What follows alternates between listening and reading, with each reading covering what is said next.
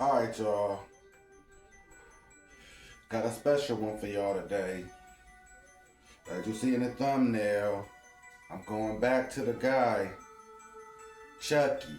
Child's Play 2. Full review. Spoilers ahead, even though the movie damn near 30 years old. As you see in my background, this is the star of the show today. Now I'm going to look at the notes, get some of the notes out the way, budget, box office, things of that nature, and I'm going to go. This is a bona fide classic and one of the movies that's widely known as the best in the franchise. I covered all these movies in the Freddy tier list countdown. I think I probably had this one or two on my list because I know this and 4 is my favorite too. But without further ado, I'm going to look at the notes and I'm going to go. Now, we had a budget of $13 million, a box office of $35 million. So they doubled their budget and made their money back, and it was a successful movie in general and widely connected with the audience. So part 3 was greenlit in a year after this drop. We'll get to that when we get to it. But the cast is, in my opinion, the best cast in the franchise ever had. We got Alex Vincent reprising his role as Andy Barclay. We got the voice of Brad Dourif as the legendary iconic Chucky. We got Christine Ellis as Kyle. She became a staple and a legendary, figure character in the franchise from this movie on forward. We got Gareth Graham as Phil Simpson, which is going to be one of Andy Barclay's foster parents. We got his wife, played by Jenny Agutter, is Joanne Simpson.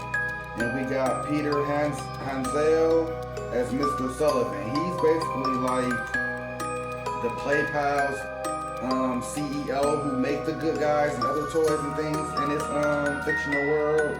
But we pick up 2 years after part 1 with this, where Mr. Sullivan is coming in for an inspection of the good guy dial. They silenced the Chicago PD, and all of them are on their side, so you ain't gonna get no back talk from the police force.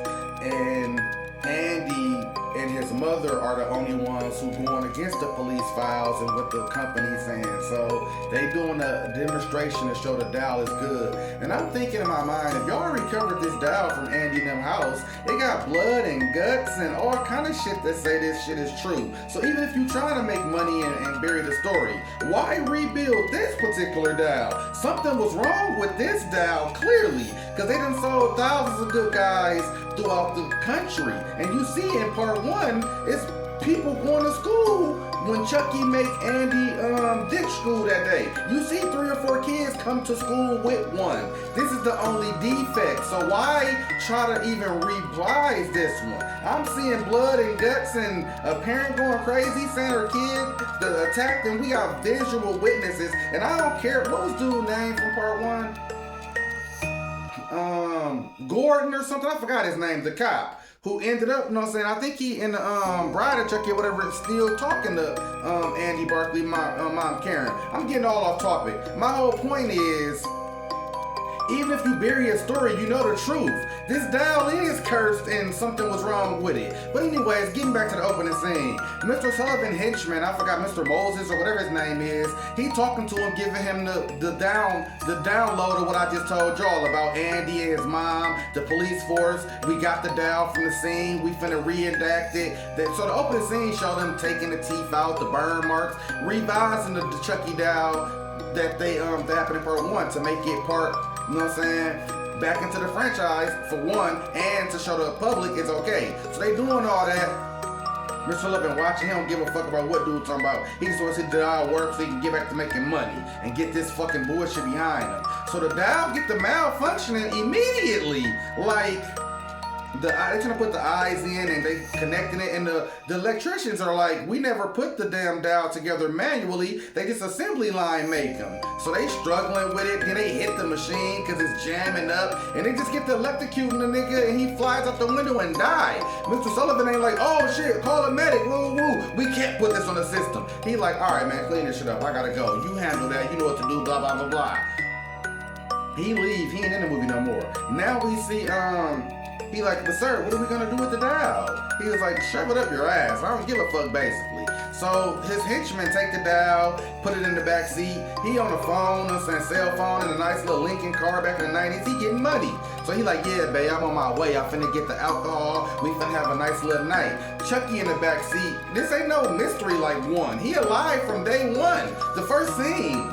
So the dude stop at the liquor store to get the bottle. It's rainy.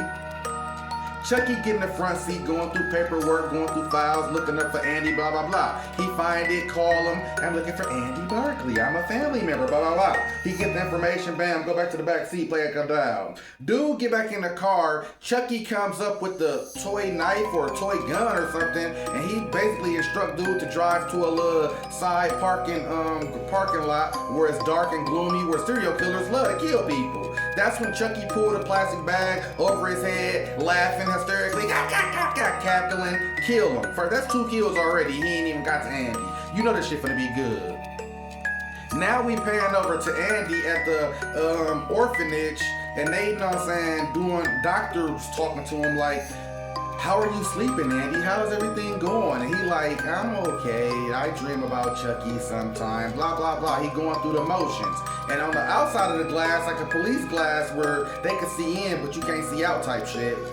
That's where the adoption, Phil and Joanne Simpson are talking to the warden or head mistress of the adoption, like, you sure we can, you know what I'm saying, are qualified for a kid like this? She's like, sure, you guys dealt with Cal and they basically are can't have kids on their own, so they are adoption gurus. So the system know them and feel they can handle any kind of kid because they've been doing it for years. And they got Cal, I'm assuming they had Cal 3 or 4 years, but she's 17 for to be 18. I'm getting ahead of myself because we ain't even met Cal yet at this point in the movie. My point is, the fathers are a little skeptical about him, but he's all for it. The mother head over heels about it, and you see throughout the movie he always was sort of skeptical of Andy from beginning to end, but he gave him a chance until Chucky started fucking up the chemistry of the family. I'm still getting ahead of myself and I don't give a damn. Back to where we really at in the point of the movie. Now we get to, they adopt him, they talking to him, we meet, introduce him, they driving home, they're like, what you like for dinner? And he like, I like all kind of things, you know what I'm saying? And he's like, what's your favorite? It's Joanne talking to Andy. He like, chocolate. So Phil, her, they all have a nice little laugh. Like, this is gonna be a nice little family after his mom Karen in the crazy home. I'm glad the boy deserved this. So as soon as they get to the house, they showing him around, giving a room, meet Cal, her little 5 cent, how you doing, blah, blah, blah, get the fuck out of my face type shit. That's when they sit him in his room, he chilling out, and he come out the room, he unpack, he go back to Cal's room to, you know what I'm saying, talk to her. She chilling with her headphones on, writing her little essay, whatever it gotta do, and he goes to the closet examining. She letting him not really giving a fuck about what he doing, but she kinda like standoffish kinda. You know what I'm saying? Because she probably seen foster kids come and go, even with this family. So he comes to the closet, see a damn Chucky doll, which is Tommy, and it falls on him. It's a nice little jump scare scene. They like, oh yeah, we forgot your PTS. They get rid of it, blah, blah, blah. Now we pan back to Chucky, who just killed the little Mr. Sullivan's assistant. He got the info where Chucky living, where Andy living. He POV, you know the POV for the little puppet show where it's showing him running through, you know what I'm saying, traffic or running through this yard, getting to Chucky. Now it's night, Joanne reading Andy a bedtime story. You know what I'm saying? Cal in her room finna sneak out to go on a date. The father in the room ready to go to bed. He's just waiting for his wife to finish the story. So that's when it's a little noise you hear. Andy already PTSD and on high alert. So he like, damn, what's that? She like, nah, baby, it's nothing. Sometimes the little chandeliers, the wind make things bust. Cause they got some kind of chandeliers and things that blow in the wind. So she like, don't worry about it. So then it really was Chucky though. But that's when she go to bed, blah, blah, blah. You see Tommy pull up when Chucky come in the house like, hi, I'm Tommy. Wanna play? Chucky beat his ass like, shut the fuck up. Get him out the way, take him to the backyard and bury the little real, you know what I'm saying, good guy that's not defected. Now Chucky assuming Tommy's role. And then the next morning, they done, this probably 2-3 days later, they done enrolled him in school. He goes to school and Cal walking to the, hold on, I'm getting ahead of myself.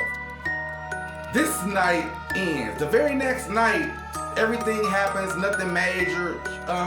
He goes to bed, and that's when Chucky ties him up with ropes and socks and all kind of shit, and he like trying to capture the soul immediately. This 20 minutes into the movie. This ain't waiting a long time to a final fight in an hour and a half in, or I'm turning human. He know the business, and we as audience know what's going on. So as he Abadu Dalam already, Kyle done snuck out on her date. She comes back and see Andy tied up with the doll on top of him. She think Andy a little young freaky ass nigga. So she unties him like, what the fuck going on in here? He punched the doll like he did it. That's when the parents wake up. They see the fiasco of her untying Andy, the doll, like what? Now they thinking she on some freaky ass shit with Andy. So they like, what the fuck going on? Blah, blah, blah. They calm the house down, lay him down, pat his head, tell Kyle stop with that bullshit. He gotta get used to us before you play your wild games. Go to your room type shit with the father tell her. She like, fuck it, I don't know what the fuck happened. I snuck in, got caught, cause this Goofy doing some weird shit. We all know it's Chucky, but from everybody's perspective, this was a wild night, and this nigga just got here. So now that's a strike in his mind against Andy, the father. Like, we already got weird shit the first night. Next morning, Kyle walking Andy to the bus stop. So she like, bro, she ain't saying bro, but I'm just saying how I want to say it, damn it. She like, bro, so how the fuck did you tie yourself up like that last night? And she like, that was crazy. He like, nah, for real. I've been telling all people who will listen the last 2 years, Chucky is alive and he done hunted me down and he did it. She look at him like, okay, this little nigga went crazy, whatever he going through, I ain't gonna pay no attention, he 8 years old. And she like, all right, man, we holler about that later. And he like, oh, he look at her like, he the adult in the room, like, oh, you just like everybody else, you don't believe me, fuck it, I see what we about. And he gets on the bus. As the school bus driving off, you see little Chucky feet on the bottom of the bus crawling in. Smoke break. We get to school. I remember this when I was in school. It made me think. Well, back in the day, I don't care if it was summer, winter, not summer, but winter, spring, or fall. When everybody went to school, the school bus dropped them off. It was like a minor recess. When everybody got off the bus, they go to the playground, play a little bit. The teachers come out, announce the classrooms, the students, then they go in. So Eddie kids are interacting. They just got to school. They interacting. They associating. He chilling against the fence, watching like a hawk to see when the fuck Chucky gonna appear. He can't even be a kid. He's so on edge and paranoid. So now class start. The teacher reading Hansel and Gretel or some book. And I forgot to say, when he first got on the bus, all the kids on some Forrest Gump, this seat taking kind of shit. They ain't saying that, but that's how they have it, a standoff. So he gotta go to the last seat on the bus before he finally find a seat where he can sit down. And there ain't no genie like Forrest Gump who say you can sit with me. He had to sit by his damn self. So it's just telling you he isolated. I thought that was a great scene. And then it's a bully who pushed him for no reason. None. In class, he thumps Andy's ear. Andy like, man, get your goofy ass away from me. The teacher don't see the first thing. He's just hear what Andy said. So she like, you new here. You can't be interrupting class. You need to be getting on my good side. Bring me a damn apple or something. So you gonna be in detention. Now we know Chucky already at school. He writing on the paper, fuck you bitch, stupid hoe, don't ask me no question. So when she go through the paperwork and see Andy that wrote all this, she ain't thinking nothing about no damn doll. She like, sit your ass down here. Blue, blue, blue. And the kids outside playing, boo, boo, boo. That's when, school out. She called him, his parents like, this boy bad as hell, woo woo. Y'all gotta pick him up, cause I'm keeping him after school. I ain't letting him go, woo woo. That's when Chucky comes out and try to attack Andy. You know what I'm saying? Cause she locked Andy in a detention room by herself. Chucky comes out the damn toy closet trying to attack. This little young nigga already, he ain't even went to the military like he did in part 3. He fucking fighting them kung fu shit and climbs out the window. That's when that's when the teacher come back. She hear the commotion, sees Chucky, he comes alive, jump scares her, beats her to death with a ruler. And the teacher was so mean, people felt like, yay, that's what she get. But if you think as an adult and in hindsight, this ain't what the fuck this old lady got. From her perspective, this a new badass kid, and she don't got no idea of Chucky or the shit he been through necessarily. So I would have been thinking the same thing. This little kid bad as fuck. But anyway, she did, move on. He get home and the parents, the dad even more mad, and the mom is even starting to get like, all right, I'm starting to see this shit too. Like, you can't be acting like that. They took the Chucky doll, threw him in the basement. Like, see, we don't want to hear no more about this bullshit. That's when he talking to Kyle, she smoking a cigarette. She like, yeah, man, you gotta just depend on yourself. I know you young and shit, but you gonna learn being adopted with no parents who really love and care for you. You gotta get it out the mud and learn to take shit on the chin. And nobody's gonna love you like your real parents. And this is when Kyle opening up to him like, I don't know about Chucky or nothing, because Chucky ain't been exposed to her yet. But she feeling like this little nigga got something going on, and you feel like her respect for him in that moment. So now we get to the part where Chucky is back at it again. Cause after all the punishment and the school shit, Andy just I know Chucky alive. I know he finna stay in that damn basement. He goes down there with like, you know, like the little the blade, you know what I'm saying, turkey cutter. He goes down trying to cut Chucky. They have a small little final fight, and he getting the better of Andy. Like, he on Andy back biting his ear and shit. Andy reaching for the little meat cleaver cutter to get him. That's when Phil comes. And Chucky gets off and run, turns the lights on to expose Andy for looking crazy. And he didn't see Chucky run and turn the light on. So all he see is Andy with the little cutter. He like, Andy, put the knife down. And he start walking down the stairs closer and closer to Andy to close on the distance. And Andy ain't saying the doll alive or he under the thing, he might fuck you up. Andy in a like a fight or flight response where he kind of like shocked. As Phil coming down the stairs, Chucky slices his leg and ropes him up, and he hangs over through the downstairs stairs and breaks his neck. And then when he falls over first, and he like, how's it hanging, Phil? Chucky, that's when he finally see Chucky alive before he snaps his neck, kills him. That's when Cal and Joanne come down with all the commotion and see Chucky back to a toy. They see Phil dead with his neck, you know what I'm saying, broken, hanging upside down. They see dude, little Andy with the cleaver, and they like, oh shit. She like, this was she completely off Andy's side. She like, you killed my husband, oh my god, da da da. Cal see it and she like, shit. Okay, let me call the ambulance. Ambulance come pick Phil up, and adoption head mistress come take Andy back to the orphanage. Now Cal's starting to realize she got final girl instincts. Like, that doll, shit, okay, what's going on? Cause she go outside, she looking around for the doll, like where it was supposed to be in the basement, it ain't. Supposed to be in the closet, it ain't. She go outside to on a swing, smoke a cigarette, and as she's swinging and kicking, she start to, every kick, suspensefully you seeing some of the Tommy doll come up. So when she noticed the doll been there, she like, fuck. She go back into the house, that's when it's like dun dun dun dun, suspenseful music. She like, Joanne, calling for Joanne. Chucky done killed Joanne off screen and tied her up damn near by the sewing machine, so she can't. It's a bunch of noise you hear when you enter the room. She turn around, she tied up with her throat slit. That's when Chucky comes out, bam, bams her, put the knife to her. Ain't no more secrets, ain't no more I'm a doll, I'm really alive the rest of the damn movie. And the movie got about 30-40 minutes. This is one of the best final fights in movie history.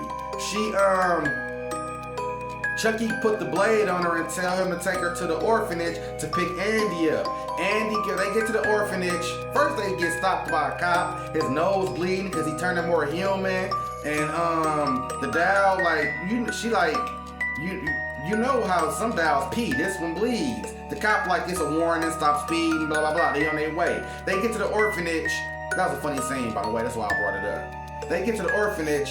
He got the knife behind his back on Cal, telling Andy to come down the stairs. That's when the orphanage boss, they hit the smoke detector, so it's a fire alarm, and they're like a fire drill in school. All the kids flooding out, it's commotion. It ain't just quiet little scene.